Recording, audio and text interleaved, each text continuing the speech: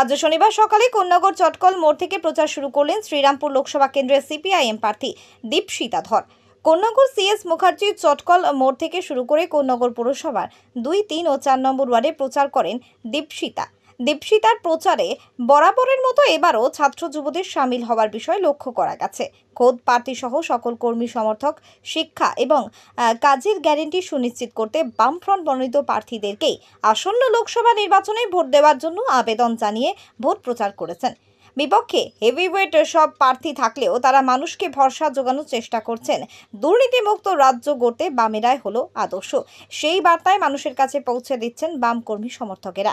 অন্যদিকে অসহনীয় এই গরমের মাঝে এই দিনের প্রচার চলাকালীন ডায়েট কন্ট্রোল বা নিজের খাদ্য তালিকা সম্পর্কে জানিয়েছেন বাম প্রার্থী দীপশিতা ধর।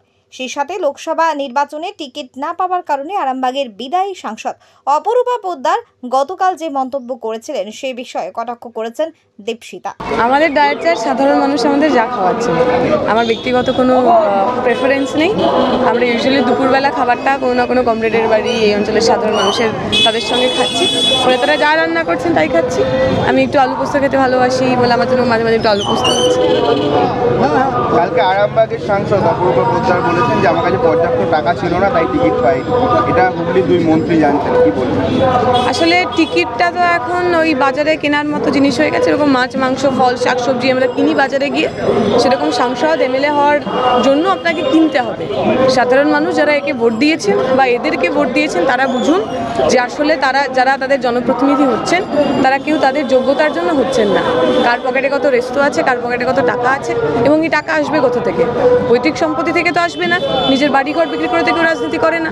অতএব লোকের পকেট মেরে আমি টাকা তৈরি করব, টাকা কামাবো, তারপর সেই টাকা দিয়ে আমাকে টিকিট কিনে যাতে আমি আরও বেশি টাকা কামাতে পারি তার বন্দোবস্ত করতে হবে। পশ্চিমবঙ্গের সাধারণ মানুষ এই খেলা বুঝছেন এবং এইবারের নির্বাচনে তার প্রতিফলন।